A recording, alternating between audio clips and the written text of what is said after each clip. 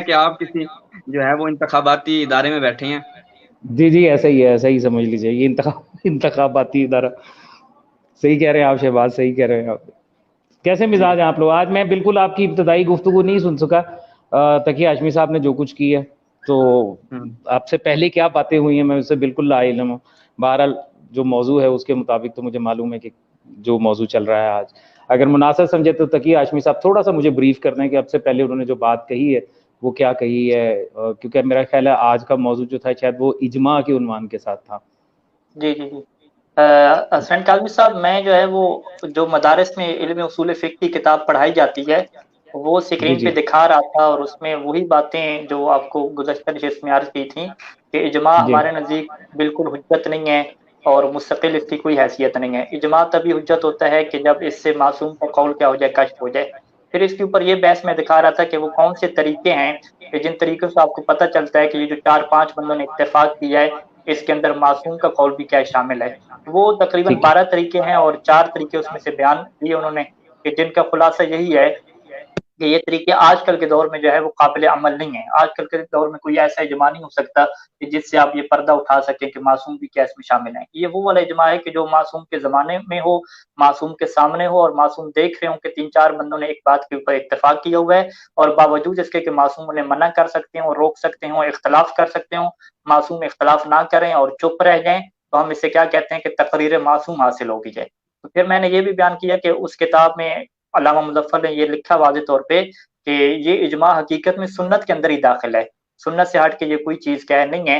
لیکن چونکہ ایک رواج بن چکا ہے اور یہ لوگ اسے قرآن سنت اور اجماع کے طور پہ تیسرے نمبر پہ ذکر کرتے ہیں، تو ہم بھی اسی رواج اور اسی ناج کے مطابق یہ کہہ دیتے ہیں کہ قرآن سنت اور اجماع ہم کہہ دیتے ہیں. مگر میں اس اجماع کا تعلق کوئی سنت سے ہے، اور اصل حجیت کیا سنت کی ہے، اصل حجت کیا اجماع کی نہیں ہے. چاہے وہ 100 بندے ہوں، سینکڑوں ہوں، اس کی کوئی حجت نہیں ہے. جب تک معصوم اس اجماع کے اندر شامل نہیں ہوں گے یا معصوم اس کے اوپر راضی نہیں ہوں گے، اس وقت یہ اجماع کے ہمارے نزدیک حجت نہیں ہوگا. یہ وہی باتیں تھیں جو آپ سے عرض کی تھیں، فقط یہ ہے کہ یہاں پہ میں وہ کتاب دکھا رہا تھا کہ اصول فقہ میں تمام اصول علماء نے اس چیزوں کو بڑے واضح انداز سے لکھا ہے.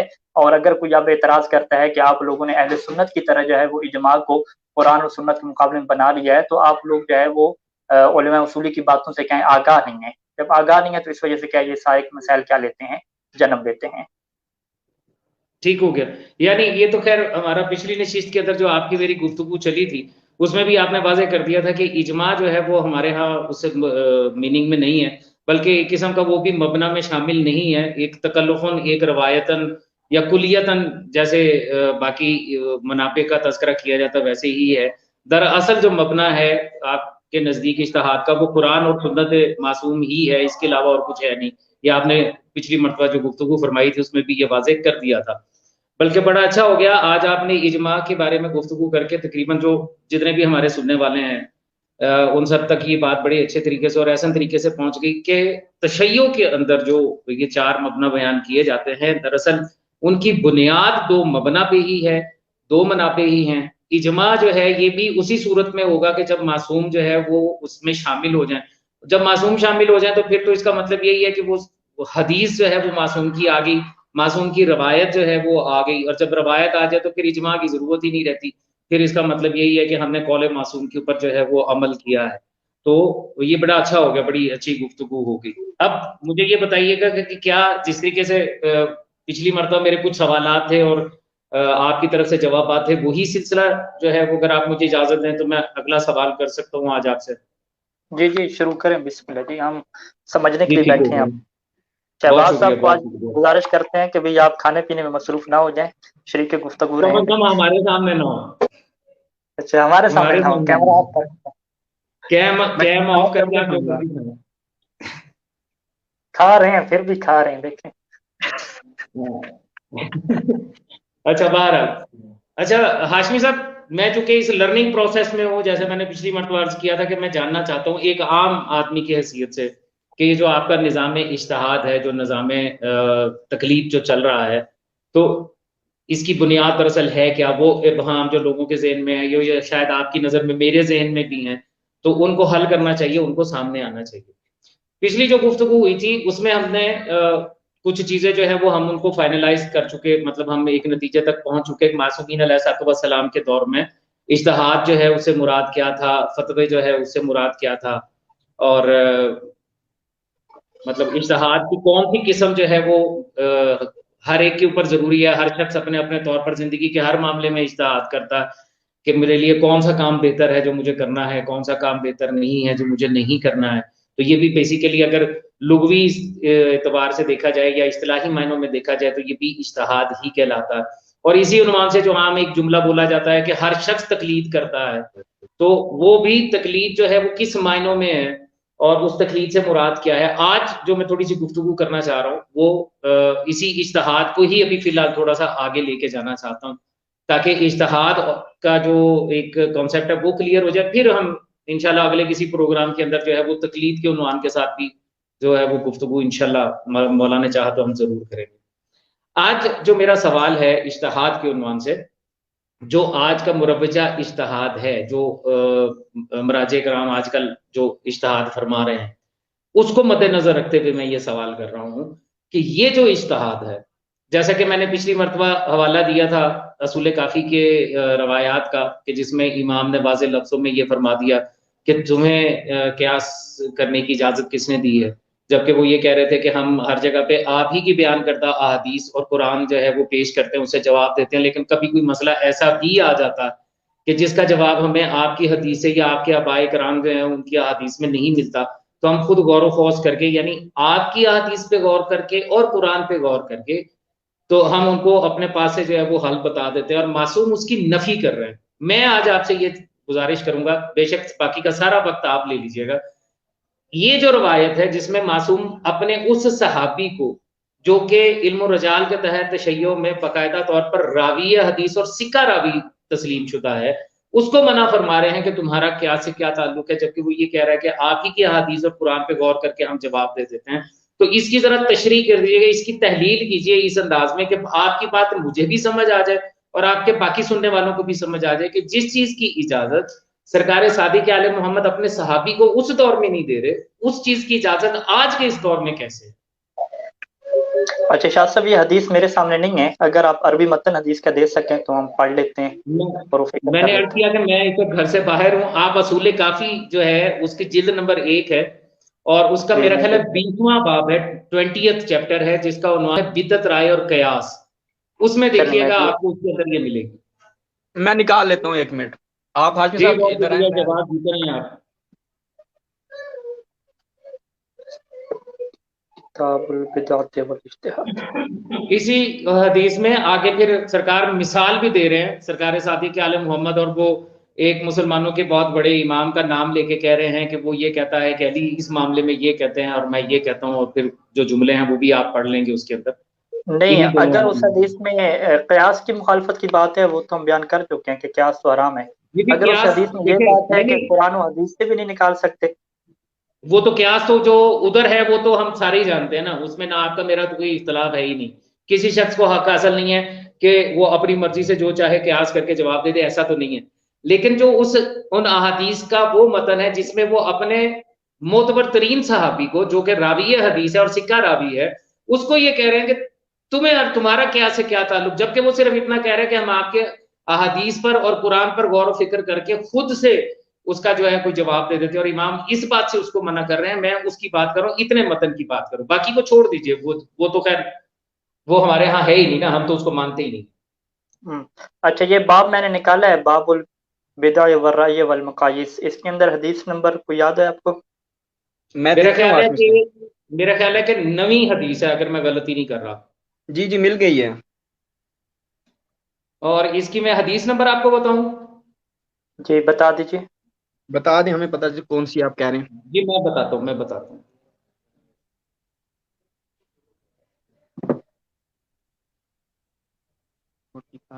یہ جی حدیث نمبر ہے 9th. امام موسیٰ کاظم سے ہے جو محمد ابن حکیم سے مروی ہے.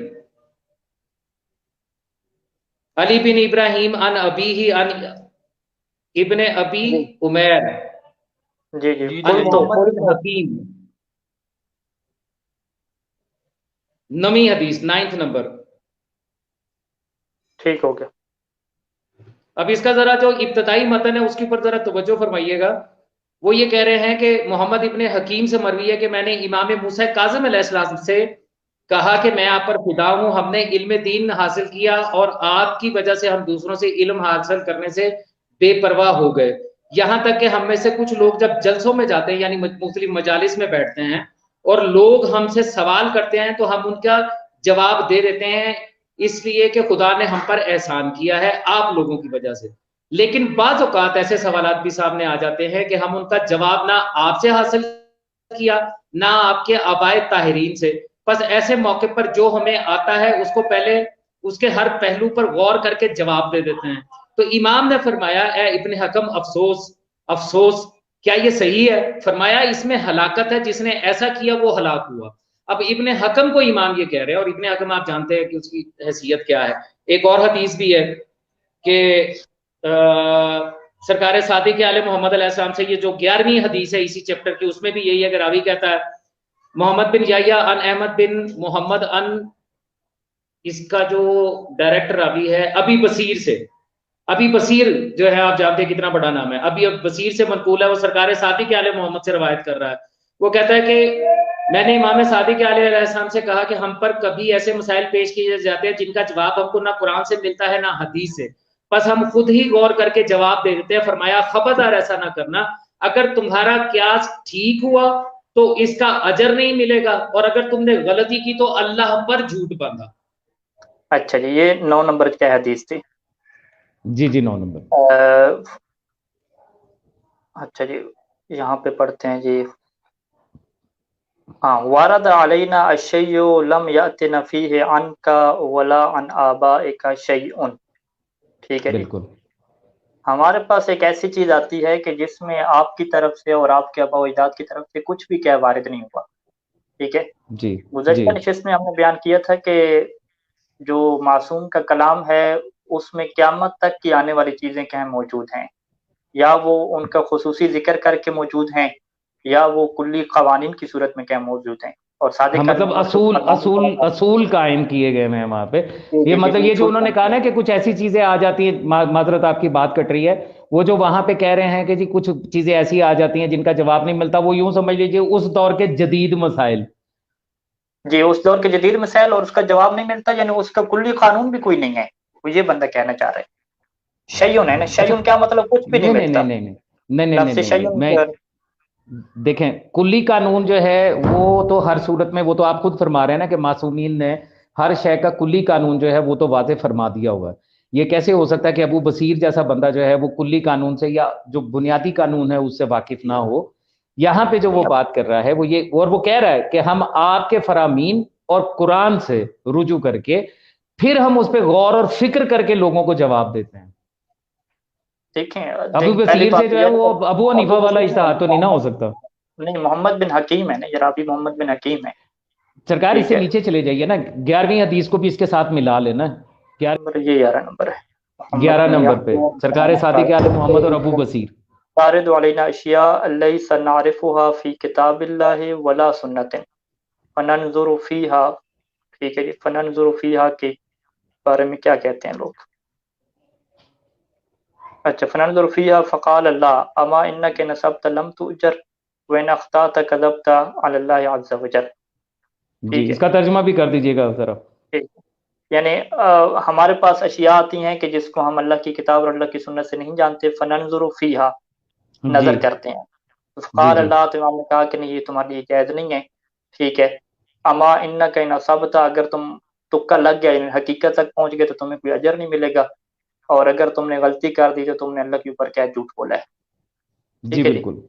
جی اب یہاں دونوں حدیثیں آپ کے سامنے آ گئی. جی اب یہاں پہ دیکھیں کلمہ کیا ہے، فننظر فیہا. کیا وہ دیکھنا کس قسم کا ہے؟ آیا وہ دیکھنا اس قسم کا ہے کہ جو صادق آل محمد نے فرمایا تھا کہ ہم کلی قانون اور اصول دے رہے ہیں، تم اس کو تطبیق کر لینا، کیا اس طرح کا دیکھنا ہے یا اس طرح کا دیکھنا نہیں ہے؟ دونوں چیزیں اس کے اندر آ جاتی ہیں. تو اگر تو ہم سامنے ابو بصیر ہے، سامنے ابو بصیر ہے، میں سے بتا دوں ابو بصیر کا کیا مقام ہے آپ سارے جانتے ہیں. اس لیے یہ کہنا کہ وہ کس طرح دیکھے گا، وہ یہاں پہ ابو بصیر کے لیے ایسا سوال نہیں کیا جا سکتا.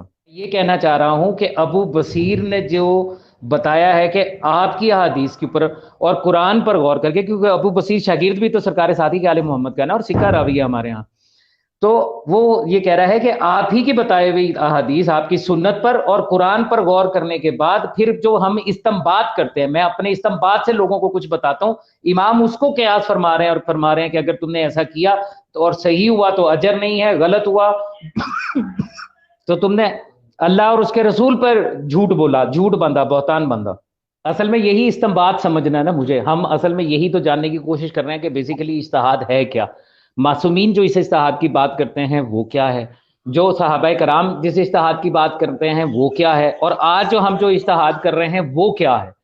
ابو بصیر کا میں اس لیے بار بار تذکرہ کر رہا ہوں کہ ابو بصیر جو ہے یہ ایک کوئی عام آدمی نہیں ہے، مولا کے میں خاص صحابہ میں سے ہے، سب کچھ جانتا ہے، اس لیے ابو حنیفہ والا قیاس تو وہ کرے گا نہیں، یہ تو طے شدہ بات ہے، لہذا وہ وہی کر رہا ہے کہ جو آج مطلب آپ کہہ سکتے ہیں کہ شاید رواج ہے، دیکھیں اس کے علاوہ تو نہیں کہہ سکتے۔ یہ تفسیر آپ کریں کاظمی صاحب، کاظمی صاحب جو ہے وہ آپ کا سوال یہ ہے نا کہ ابو بصیر قیاس تو نہیں کر رہا ہوگا نا، وہ تو یہی والا استنباط کر رہا ہوگا جو آپ کے لوگ کرتے ہیں، تو امام علیہ السلام نے بھی اسی استنباط سے اسے منع کر دیا۔ ٹھیک ہے، میرا عقیدہ اور جو ابو بصیر کی شخصیت ہے اس کے اعتبار سے اتنا بلند ہے کہ ابو بصیر کوئی بھی فعل حرام نہیں کر رہا ہوگا، استنباط اگر فعل حرام تھا تو یہ بھی ابو بصیر کے علم میں ہوگا کہ وہ نہیں کر رہا ہوگا، لیکن راوی بعض کا جمع کا صیغہ لگا کے اپنے بارے میں نہیں پوچھا کرتے تھے، ان کا مقصد یہ ہوتا تھا کہ سب کے بارے میں کیا پوچھ لیں، جس طرح قرآن مجید میں ہے کہ اللہ کے رسول کو تنبیہ کی جاتی ہے، حالانکہ رسول خدا وہ غلط کام علیہ باللہ تھوڑی کر رہے ہوتے تھے، لیکن تنبیہ کر کے وہ سمجھانا باقیوں کو کیا ہوتا تھا، مقصود ہوتا تھا۔ تو ابو بصیر اور یہ جو راوی تھے یہ بعض کا سوال پوچھا کرتے تھے اور جمع کا صیغہ لگا دیتے تھے کہ ہم لوگ اس طرح کر لیتے ہیں، ہم لوگ اس طرح، تو وہ کچھ دیگر لوگ بھی ہیں ان کو بھی کیا درمیان میں شامل کرنا چاہ رہے تھے تاکہ ان کے لیے بھی کیا مسئلہ کیا ہو جائے، واضح ہو جائے، ایک بات۔ دوسری بات یہ کہ اب یہ جو کلمہ ہے نا یہ عمومی ہے، ننظر فیہا، کہ ہم اس میں دیکھتے ہیں، غور و فکر کرتے ہیں، اس کی آپ یہ اس کی تشریح کر رہے ہیں کہ اس کا مطلب کیا ہے، استنباط ہے، لیکن اس کی اگر آپ شروحات میں چلے جائیں کہ متقدمین نے اس لفظ سے کیا سمجھا ہے، تو اس وقت یہ میں جو سکرین پہ دکھا رہا تھا یہ مازندرانی کی جو ہے وہ الکافی کے اوپر یہ شرح لکھی گئی ہے، تو انہوں نے اس لفظ کا مثلا کیا مطلب کیا، ٹھیک ہے، مثلا انہوں نے کیا کہا کہ فننظر فی تلک الاشیاء ونستخرج حکمها بقیاسها علی غیرها مما یناسبها، کہ ننظر کا یہاں پہ مطلب کیا ہے کہ ہم ان چیزوں کو نکالتے ہیں قرآن و سنت سے، لیکن کیسے نکالتے ہیں، ان کا ہم قیاس کر لیتے ہیں دیگر دوسری چیزوں پر کہ جو ان کے ساتھ کیا رکھتی ہیں، مناسبت رکھتی ہیں۔ قال اللہ، تو امام نے لا فرمایا، لا کیا مطلب، اے لا تنظروا فیہا بطریق القیاس، کہ تم جو ہے وہ قیاس کے رستے سے اس کے اندر کیا ہے کبھی بھی نہ دیکھنا۔ اب یعنی یہ ساری روایت کی جو شرح انہوں نے کی وہ قیاس کی شرح سے کی، اب یہی روایت جو اوپر آپ نے ابن حکیم کی ذکر کی اس میں تو واضح طور پہ قرینہ موجود ہے کہ جب امام نے جو ہے وہ ہلاکت کی بات کی کہ بندہ ہلاک ہو جائے گا، اور واضح آ کے جو ہے وہ قالا، پھر امام نے واضح طور پہ ابو حنیفہ وہاں کے اوپر کیا لعنت بھی کر دی، تو ابو حنیفہ کا ذکر ہو جانا، اس کے طریقہ کا ذکر ہو جانا، ہلاکت اور ان چیزوں کا ذکر ہو جانا واضح طور پہ بتاتا ہے کہ یہاں پہ جو قرآن و حدیث سے دیکھنا ہے وہ قیاس کے طور پہ دیکھنا ہے، کہ قرآن و حدیث میں ایک چیز آئی ہے تو دوسرے اس جیسی چیز کوئی ملتی جلتی ہے تو اس کے اوپر ہم کیا کرتے ہیں، فٹنگ کرتے ہیں۔ یہ یعنی 9 نمبر جو حدیث ہے یہ ہماری جو ہے وہ 11 نمبر جو حدیث ہے اس کے لیے کیا بن جائے گی، ایک قسم کی شرح بن جائے گی۔ پھر 9 اور 11 کو ایک بات کرنا چاہ رہا ہوں، پوری ایک بات کر لیں، پوری سنیں معذرت، 9 جی اور جی 11 کو آپ اٹھا کے پھر آپ دیگر جو احادیث ہیں کہ جس میں امام یہ فرما رہے تھے کہ کوئی بندہ آ کے یہ سوال کرتا ہے کہ میرا جو ہے وہ انگلی کا ناخن ٹوٹ چکا ہے، زخمی ہو چکا ہے، تو مجھے بتائیں کیا ہے، تو امام نے کہا کہ یہ تو قرآن کے ایسے بھی تمہیں معلوم ہو سکتا ہے، اس میں غور و فکر کر لو، جس میں یہ کہا گیا کہ دین میں کوئی حرج نہیں ہے، مشقت نہیں ہے، تو وہاں سے تم غور و فکر کر لو، یعنی بار بار اپنے جو ہے وہ صاحب کو بتا رہے ہیں کہ حدیث میں غور و فکر کر کے چیزیں نکال لیے کرو، کیونکہ ہم تمہیں کیا ہے اصول دے رہے ہیں، ہم کلی قوانین کیا ہے تمہیں ہم دے رہے ہیں، جس طرح ابھی ہم فیس بک پہ بحث کر رہے ہیں تو ہم اس کے جواز کو جو ہے وہ کلی قانون سے نکال رہے ہیں نا، کیونکہ معصوم نے فرمایا تھا کہ ہر چیز تمہارے لیے حلال ہے، یہ علم مباحثہ کرنا وہ جس طریقے کا بھی ہو، چاہے فیس بک والا ہو، جیسا ہو، سارے کی طرح حلال ہے، باعث اجر و ثواب ہے۔ تو جب ان حدیثوں کا ہم رکھتے ہیں کہ جس میں کہا گیا کہ ہم تمہیں کلی قانون دیں گے تم ان سے نکال لینا، تو ہم کہیں گے یہ چیز کیا منع نہیں ہے، اور اگر ہم یہی جو 11 نمبر حدیث ہے اس کو 9 کے ساتھ ٹیلی کرتے ہیں اس میں واضح ہو جاتا ہے کہ بات کس کی ہو رہی ہے، قیاس کی ہو رہی ہے۔ ہاں آپ کی بات درست ہے کہ اس میں کلمہ جو استعمال ہوا ہے ننظروں کا کلمہ استعمال ہوا ہے، جو ننظروں کا کلمہ ہے یہ مطلقاً استعمال ہوتا ہے، قیاس میں بھی استعمال ہوتا ہے، قیاس کے علاوہ بھی استعمال ہوتا ہے۔ آپ کی یہ بات بھی درست ہے کہ ابو بصیر جیسے جو بندہ ہے وہ قیاس تو نہیں کرتا ہوگا، ٹھیک ہے، جب وہ قیاس نہیں کرتا ہوگا تو وہ یہ والا بھی فعل حرام کیا نہیں کرتا ہوگا، کہ جو استنबात, अगर फर्ज करें कि इस्तिंबात क्या हराम हुआ, अगर इस्तिंबात क्या मैं ब्रैकेट में रखूं, इस्तिंबात क्या मतलब कुल्ली कानून जो मासूम ने दिया है उसको अप्लाई करना किसी जुजी कानून पे, ये क्या होता है, इस्तिंबात होता है। तो फर्ज करें कि ये काम भी हराम था, तो ये अबू बसीर को कैसे पता ना हो कि इमाम सादिक अलैहिस्सलाम पहले बयान कर चुके हैं कि हम उसूल देंगे, तुम फरियात और जुजियात खुद निकालना। ये भी बहुत बईद है कि अबू बसीर से ये चीज भी मख्फी रह गई हो कि ये वाला इस्तिंबात के उसूल को हम फर पे तत्बीक देंगे, ये भी हराम है, और अभी इमाम इस हदीस में उसको क्या रद्द कर रहे हैं, ऐसा मुमकिन नहीं है। बस खुलासा कलाम क्या हुआ कि नंजुर के अंदर दो एहतमाल मौजूद हैं, और दो एहतमाल यानी अमूमी हैं, इनको हम गुज़श्ता अहादीस के साथ जोड़ के, इस अमूम को खुसूस के साथ जोड़ के हम नतीजा निकालेंगे। जैसे कि शुरुआत में मसलन माजिंदरानी ने ये माना लिखा, अब जो है वो दिगर में मिरातुल उकूल में चला जाऊं जी ये माजंदरानी का वो जुमला जो आपने अभी पहले हाईलाइट किया था, जरा दोबारा हाईलाइट कीजिएगा और दोबारा जरा वो जहमत कीजिएगा, दोबारा पढ़िएगा यही जुमला। ये नजर आ रहा है तो यहाँ वर्ल्ड पे मैं काफी जी नहीं यहाँ पे नजर आ रहा है, आप बस इसको जरा हाईलाइट कर लीजिएगा मेरे लिए, इससे नीचे वाली लाइन में है शायद। देखें, अन अबी बसीर क़ाल क़ुल्तु रबी अब्दुल्लाह इस्लाम तारिदु अलैना अल-अशिया ला नारिफुहा फी किताबिल्लाह वला सुन्नति फलन। तीसरी लाइन में जिसको आपने पहले हाईलाइट किया था, ये जो फंजुरू वाला जो है उसकी जो डेफिनेशन कर रहे हैं, ये वही पढ़े, फनंजुरु फिया ए फनंजुरु फी तिलकल अशिया व नस्तखरिजु हुक्महा बिक़ियासिहा अला गैरिहा मिम्मा युनासिबुहा। इसका जरा तर्जुमा कीजिएगा, मेरी अरबी बहुत कमजोर है माजरत के साथ। जी नहीं मसला।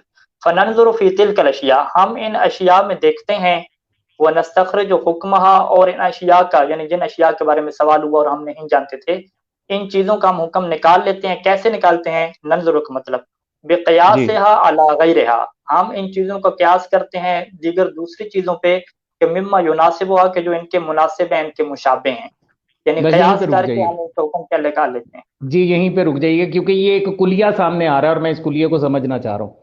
माजिंदरानी जो है उन्होंने ये जो इसकी डेफिनेशन की, तहलील की, और उसमें उन्होंने शरह जो लिखी उसमें ये कहा कि असल में फिर क्यास हम ये करते हैं कि उससे मिलती जुलती चीजें जो उसकी गैर हैं लेकिन उससे मिलती जुलती चीजें हैं, हम उनके साथ उसको अप्लाई करते हैं, उसके ऊपर उसको परखते हैं, और फिर क्यास के जरिए जो है हम उसके जरिए हुक्म अखज करते हैं। यही इसका मतलब है ना जी? जी जी जी जी, यानी इसी को क्यास कहते हैं ना, मिलती जुलती चीजों को आपस में जोड़ लेना और हुक्म एक कर लेना, यही तो क्यास जी बिल्कुल ठीक। इसका मतलब ये हुआ कि अगर किसी शय की हकीकत का डायरेक्ट इल्म नहीं है और आप उससे मिलती जुलती चीजें जो हैं उनके ऊपर अप्लाई करके उनको और उनके साथ मिला के आप अगर कोई राय कायम करते हैं तो वो क्यास कहलाएगा, ना कि वो जो है वो हुक्म मासूम या इज्तिहाद या इस्तिंबात कहलाएगा। जी जी ऐसे ही हो गया, मिलती जुलती चीजें। जी जी ऐसे ही हो। बड़ी मेहरबानी, ये एक बड़ा अहम पॉइंट जो है वो मैं समझता हूँ मेरे लिए भी वाज़ेह हुआ और लोगों के लिए भी, कि जो इज्तिहाद मिलती जुलती चीज़ों को मद्देनजर रख के आपस में मिला के और फिर राय कायम करेगा, इस सूरत में कि उसके बारे में कोई वाज़ेह हुक्म कुरान में या हदीस में मौजूद नहीं है, तो वो जो इज्तिहाद कहलाएगा वो क्यास के ज़ुमरे में चला जाएगा, वो क्यास कहलाएगा। ठीक है, बिल्कुल ठीक हो गया। मैं असल में अभी इसको बहस की सिमत में नहीं ले जाना चाहता, मैं अभी इसको समझना चाह रहा हूँ। मैंने तो आपके सामने जो है वो दो अहादीस मासूम की जो है वो रख दी हैं सामने, दो रावी भी ऐसे हैं कि जो बड़े सिक्का रावी हैं, उनके हवाले से मतन भी आपके सामने रख दिया है, इसकी तहलील भी आपने करनी है, इसको समझाना भी आज आपने, क्योंकि मैं जो इससे समझाऊं, जो मैं आज तक इज्तिहाद और तकलीद की मुखालफत में बात करता हूं, तो उसकी बुनियादी वजह क्या है? उसकी बुनियादी वजह यही अहादीस है जिनसे मैं ये समझाऊं कि मासूम ने वाज़ेह लफ्जों में ये फरमा दिया कि अगर तुम कुरान और हमारी सुन्नत के ऊपर भी गौर करके अपने पास से कोई राय कायम करोगे तो वो क्यास में ही जाएगी, वो क्यास कहलाएगी जिसकी तुम्हें इजाजत नहीं है।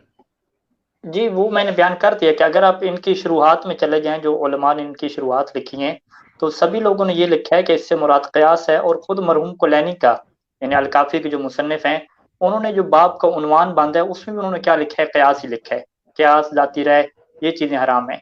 और इसी तरीके से मेरे पास सॉफ्टवेयर है, सारी शुरुआत खुली हुई हैं, अगर आप कहेंगे तो उन्होंने बात की है ना, उन्होंने बात की है कि जो अबू बसीर कह रहा है कि तारिदु अलैना अशिया लैसा नअरिफुहा फी किताबिल्लाहि वला सुन्नह, कि हम उन चीजों को कुरान और सुन्नत में नहीं पाते। फनंजुरु फीहा, फीहा का मर्जी अशिया जाएगी।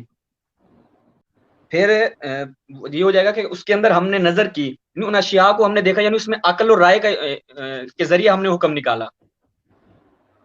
जी जी जी जी, ठीक आप कह रहे हैं। ये माजिंदरानी ने भी यही माना किया है कि फीहा किल्लुन भी अशिया की तरफ पलटा जाए, फनंजुरु फी जी जी। तिलकल अशिया, कि हम उन अशिया में नजर करते हैं, इन अशिया में अपनी नजर दे देते हैं, अपनी हाँ, राय तो दे आप देते हैं। अशिया में अगर नजर देंगे तो अबू बसीर जैसा बंदा जो है वो जो असल है, जो कवानीन है, जो मासूम की तरफ से तालीम शुदा है कि अगर तुम्हें इस्तेमाल भी करना है तो ये असल और रसूल है, इसकी तुम फरा कर सकते हो, इज्तिहाद कर सकते हो, उसमें इस्तेमाल कर सकते हो। तो अबू बसीर तो उसी के मुताबिक करेगा ना जी, वो कोई मेरी तरह जाहिल थोड़ा ही होगा वो। जी काज़मी साहब, जी ये सवाल है आपसे, मैंने लिख दिया कि क्या इस रवायत में इमाम अलैहिस्सलाम कुल्ली कानून की तरफ फर्क को पलटाने से मना किया है इमाम अलैहिस्सलाम ने? क्या आप ये समझ जी रहे हैं, आप अगर आप क्यास नहीं समझ रहे? जी नहीं, मैं बिल्कुल भी ये नहीं समझ रहा, मैं कतन ये बात नहीं समझ रहा, आप ये क्यास भी मेरा नहीं कहना समझ नहीं है। रहे और असल फर्क को असल की तरफ पलटाना भी नहीं समझ रहे, दोनों बातें आप नहीं समझ रहे, फिर तीसरी कौन सी बात आप जी, समझ रहे हैं? मैं आपसे समझना चाह रहा हूं, मैं आज आपके ऊपर कोई ये बात जो जैसे कहते हैं ना इम्पोज करना, मैं इम्पोज करना ही नहीं चाह रहा, मैं तो आपसे समझना चाह रहा हूं। जी जी, फिर आप सुनिए मुझे मैं दोबारा। समझाइए कि जो आप इज्तिहाद करते हैं, जो आपके नजदीक आज इज्तिहाद है, जिस तरीके से आज का इज्तिहाद किया जाता है वो मासूमीन मैंने की बताया कि इन्हीं दोनों हदीसों के मुताबिक, वो इनके ऊपर कैसे पूरा नहीं उतरता, इनसे हटके कैसे है? जी जी जी हाशमी साहब, आप सामने आए ना। जी जी, मैं एक मैं इबारत का इनको उन्वान दिखा दूं, इस बाब का उन्वान क्या है, ठीक है? बाबुल बिदाए व राय वल मकायिस, ठीक है जी। देखें काज़मी साहब, आप मेरी बात क्या है गौर से सुनिएगा। जी मैं सुन रहा हूं। आपने इन रवायात में जो नंजरों का कलमा है ना, नंजर फिया कि हम गौर फिक्र करते हैं, आप कह रहे हैं कि अबू बसीर सवाल कर रहा है तो वो यकीनन क्यास के बारे में सवाल नहीं करेगा, ठीक है? तो अब वो जब क्यास के बारे में सवाल नहीं करेगा तो वो यही जो आप लोगों का इज्तिहाद है ना उसूलियों का, इसी के बारे में सवाल करेगा, और वो कर भी यही रहा होगा, ठीक है? यानी आप एक तरह से जो है वो अबू बसीर को ये कह रहे हैं कि वो ये गलत काम कर रहा होगा, ठीक है? उसूली चूंकि गलत काम कर रहे हैं ये वाला, तो ये अबू बसीर भी गलत काम कर रहा होगा, और इमाम ने क्या उसे सरजनिश की कि भी ये वाला भी गलत काम ना करो, ठीक है? आप ये समझ रहे हैं। जबकि जी बिल्कुल अल्लामा ठीक है। मजदूर रहमा हो गए, सदरुद्दीन शिराजी हो गए, मुल्ला माजिंदरानी हो गए, इस वक्त सॉफ्टवेयर में मेरे पास बहुत सारी क्या शुरुआत पड़ी हैं, हत्ता कि खुद मरहूम कुलैनी हो गए, उन्होंने भी इन रवायात के ऊपर जो बाब बांधा, बाब बिदत और कयास के नाम से कयास को बांधा, कि यानी ये रवायात कयास की हुर्मत के ऊपर क्या दलील है, और खुद रवायत के अंदर करैन भी मौजूद हैं। तो वो कहता है कि मैं चाह रहा था कि काश हमें भी इमाम क्या कयास की इजाजत दे देते, लेकिन इमाम ने क्या इजाजत नहीं दी। इन रवायात से हम लोग और मुतकद्दिमीन जो अखबारी हैं वो लोग और तकरीबन सब के सब यही समझ रहे हैं कि इन रवायात में फनंजुरु फीहा से मुराद कयास करना है, इससे मुराद ये नहीं है कि आप फर्क को असल की तरफ पलटाएं। ये पहली बात होगी।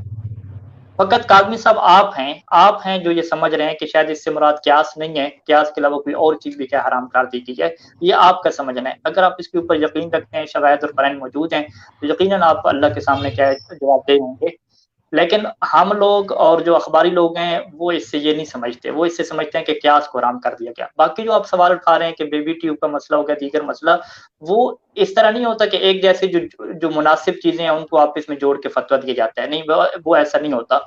वो कुल्ली कानून इमाम अलैहिस्सलाम ने दिए होते हैं, उसके अंदर हम क्या करते हैं, तत्बीक करते हैं, उसको क्या करते हैं, प्रैक्टिस करते हैं, अप्लाई कर देते हैं कुल्ली कानून को। जैसे कि इमाम अलैहिस्सलाम ने कुल्ली कानून क्या दिया था कि अगर तुम हमारी रवायात में और हमारे कलाम में तहकीक करते हो और किसी चीज के ऊपर तुम्हें हराम होने के ऊपर दलील नहीं मिलती और हराम होने का तुम्हें इल्म हासिल नहीं होता, तो वो चीज तुम्हारे लिए मुबाह और हलाल करार दी जाएगी, उसे तुम अपनी तरफ से हराम ना कहना। अब जो फकी बेबी टेस्ट ट्यूब को क्या है हलाल कहता है, तो जब उसने रवायात में देखा कि ना ये जिना है, ना ये कोई और हराम काम हो रहा है, और दीगर जो रवायात हैं जो इसके ज़माने पेश की जाती हैं उसके अंदर भी जो लफ्ज़ मौजूद हैं वो भी ज़िना की एक ताबीर है, मासूम के ज़माने में ये लफ्ज़ ज़िना के लिए बोले जाते थे। अब ज़िना के लिए वो एक फ़ाश लफ्ज़ थोड़ी बोला जाए, इस तरह के किनाए बोले जाते थे। तो उसके मुताबिक जितनी चीज़ों को इमाम ने हराम किया वो सारे के सारे ज़िना थे, या नामहरम को हाथ लगाना, ये चीज़ें थी। अब वो ये कहता है कि जो नामहरम का नुत्फ़ा जो है वो एंटर हो रहा है इंजेक्शन के ज़रिए से किसी तरह से, इसमें कोई हराम काम नहीं हो रहा।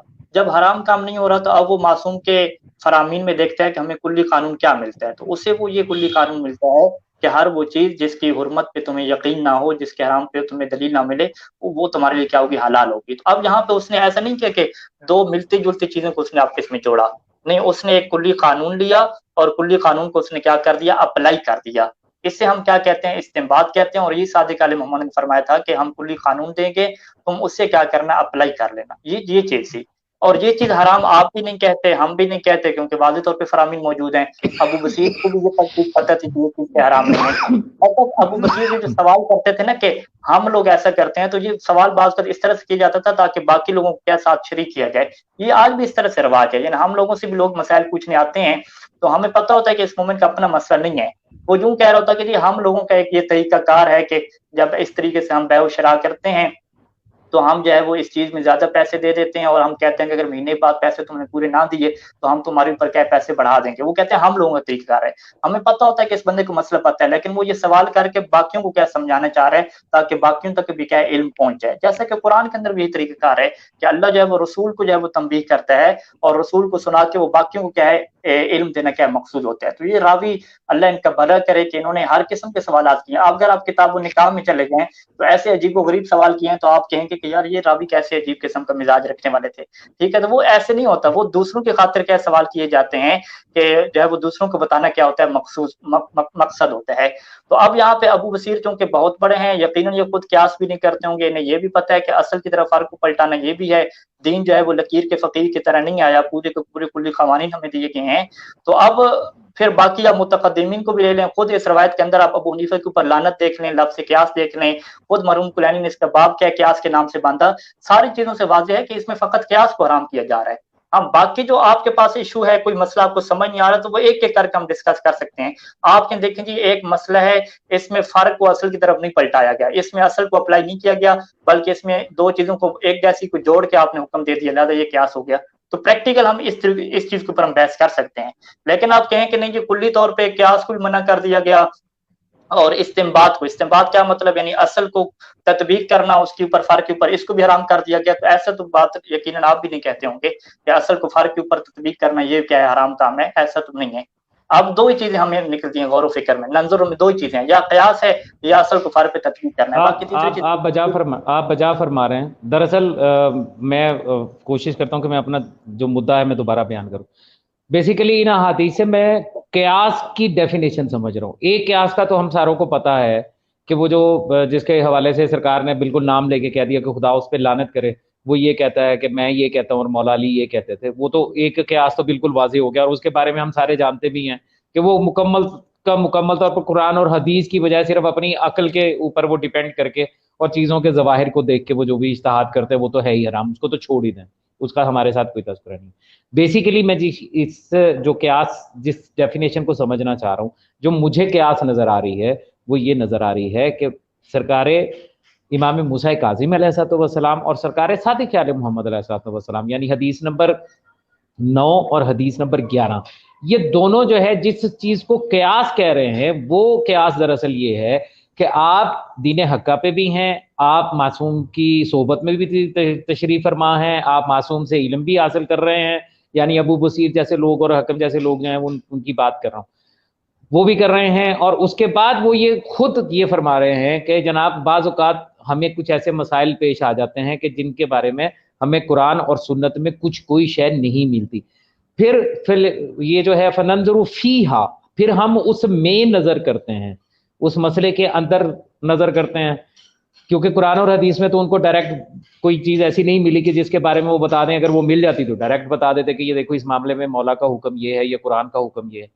तो ये जो नज़र कर रहे हैं ये उस मसले के अंदर नज़र कर रहे हैं, उसी शय के बारे में नज़र कर रहे हैं। अब जब उस शय के बारे में नज़र कर रहे हैं तो क्या वो कुरान और हदीस में उसको अलहदा करके, उसको छोड़ के और फिर नज़र कर रहे हैं, या अबू बसीर जैसा बंदा जो है, या जो दूसरे साहब हैं जो रावी हैं, जो मौला के सहाबी हैं और सिक्का रावी हैं, वो कुरान और हदीस को शामिल रखते हुए अब वो उन्होंने ये तलाश तो छोड़ दी कि मौला के इसके बारे में क्या हुक्म है, क्योंकि वो तो मिला नहीं। अब वो असल और रसूल को मद्देनजर रखते हुए, जैसा कि आप कह रहे हैं कि उसको मद्देनजर रखते हुए, अब अपनी अक्ल के साथ, अपने इल्म के साथ, मौला से जो कुछ हासिल किया उसको मद्देनजर रखते हुए, हदूद और कयूद के अंदर रहते हुए जो राय कायम कर रहे हैं, کیا وہ قیاس کہلائی جا رہی ہے یہاں پہ ان حدیث میں یا نہیں کہلائی جا رہی؟ یہ ہے میرا جو بنیادی سوال ہے جو میں سمجھنا چاہ رہا تھا آج آپ سے.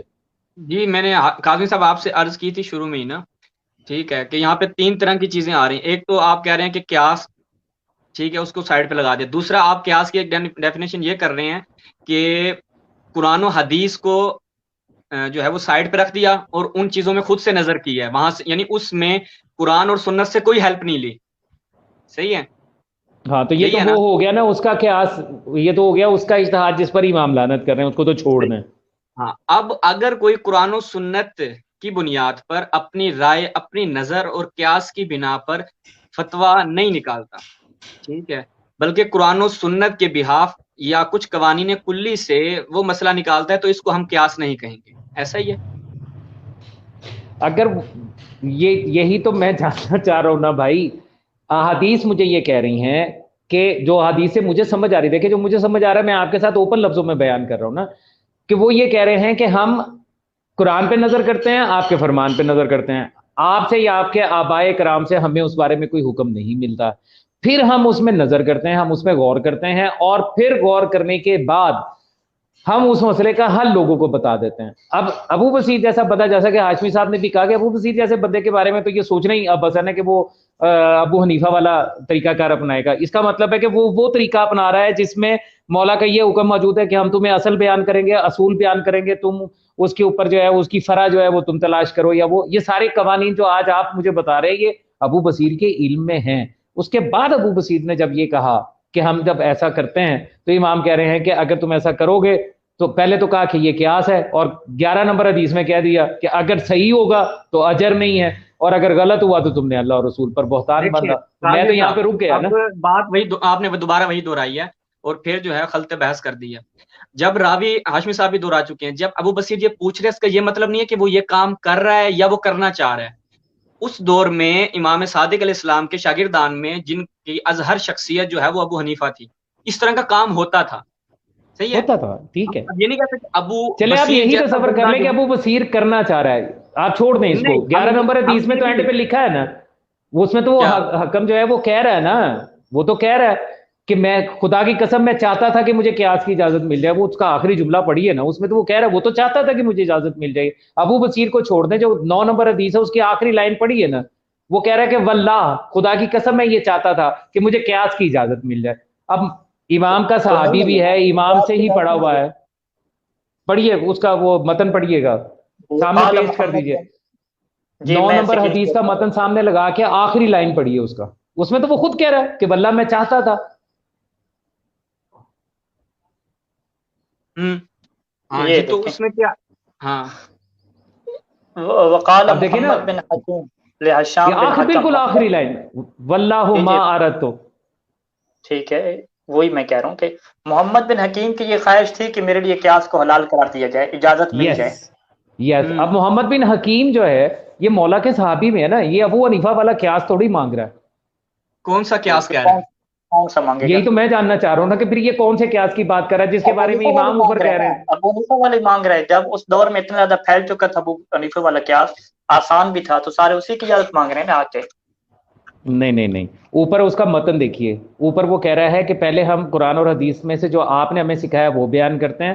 مجالس میں جب بیٹھتے ہیں کچھ سوال ایسے ہوتے ہیں کہ جن کا جواب ہمیں نہ قرآن سے ملتا ہے، نہ آپ کے اور آپ کے آبائے کرام جو ہے ان کے اوپر سوال فرمان بھی سے ملتا ہے، ہاں تو تب ہم اوپر ایسا سوال بھی کرتے ہیں. قیاس کے متعلق ہے نا. فنظرنا الی احسن ما یحضرنا، ہم نظر کرتے ہیں. ٹھیک ہے، اوپر نظر کرنے کا لفظ استعمال کیا ابن حکیم نے، محمد ابن حکیم نے. نیچے آ ہاں کے جی، پھر کہہ رہا ہے کہ میں نے یہ جو سوال کیا تھا نظر کرنے کا، میرا مقصد یہ تھا کہ میں قیاس کی اجازت لے لوں. امام نے اجازت نہیں دی. اب یہ نظر کرنے کا مطلب بھی کیا ہے؟ قیاس کرنا ہے، یعنی قیاس ابو حنیفہ کی بات ہو رہی ہے. یہ تو امام صادق علیہ السلام کی روایات ہم تک پہنچی ہیں تو ہمارے نزدیک واضح ہو گیا نا کہ قیاس حرام ہے. اگر امام صادق علیہ ٹھیک السلام ہے. کے دور سے پہلے تو لوگوں کے نزدیک چیزیں مکس اپ تھی نا، وہ تو ورنہ سمجھتے تھے کہ یار یہ جائز کام ہے، ہونا کاظمی چاہیے اس صاحب طرح. یہ یعنی میں فرمان خلاصہ کروں، معصوم میں تو معذرت ہوں، شہباز صاحب، معذرت، مجھے اجازت دیجیے گا. کاظمی صاحب جی جی جی اس جی بات میں تو ہاں، اس بات میں تو ہمارا اتفاق ہو گیا نا کہ اس روایت میں اصل کو فرق کے اوپر تطبیق کرنے کو منع نہیں کیا گیا. نہیں نہیں، یہ تو مطلب یہ تو ہمیں کر رہا ہی کرنا ہے نا، ہمارے پاس اس کے علاوہ اور بس کوئی چارہ ہمارا نہیں نہیں ہے۔ کہ بس، اور ہمارے جو اجتہاد ہے، اب اگلا بات، ہمارا اجتہاد اصل کفار کے اوپر تطبیق کرنا ہے، لہٰذا ان روایات کا ہم سے کوئی تعلق نہیں ہے۔ نہیں لیکن آپ کا یہ تو دعویٰ ہو گیا نا بھائی، یہ تو آپ کا تو آپ دعویٰ ہو گیا کہ پریکٹیکل ہے نا، ہمارا پھر اجتہاد پریکٹیکل یہ آپ ہے۔ ایک ایک مثال آپ لے کر ہے نا، ہم دعوے تو اصول فقہ میں دعوے لکھے ہوئے ہیں نا، اصول فقہ میں نظریات لکھے ہوئے ہیں، اسی وجہ سے میں کہہ رہا ہوں پریکٹیکل ہم بحث کر لیتے ہیں نا، آپ پریکٹیکل ایک مثال لے کر ہیں، آپ کہیں دیکھیں چلیے جی آپ نے اصول فقہ ٹھیک، میں لکھا تھا کہ آپ لوگ قیاس نہیں کریں گے یا جو ہے وہ اصل کفار کی طرف پلٹائیں گے، اور ابھی آپ یہاں پہ کیا ڈنڈی مار رہے ہیں، آپ دکھائیں کہ دیکھو جی فلاں فقیر نے یہاں پہ ڈنڈی مار دی ہے اور قیاس کرنے لگ گیا ہے، یا اصل کفار کی طرف پلٹائی نہیں کوئی اور کچھ کرنے لگ گیا ہے، اس طرح جی پریکٹیکل بالکل بحث بجا ہے، کر سکتے ہیں۔ بالکل بجا ہے۔ میں آج کے لیے میں معذرت چاہوں گا، میں اجازت چاہوں گا، ہم اسی ٹھیک گفتگو کو اگلے اتوار کو ذرا ڈیٹیل کے ساتھ کر لیں گے۔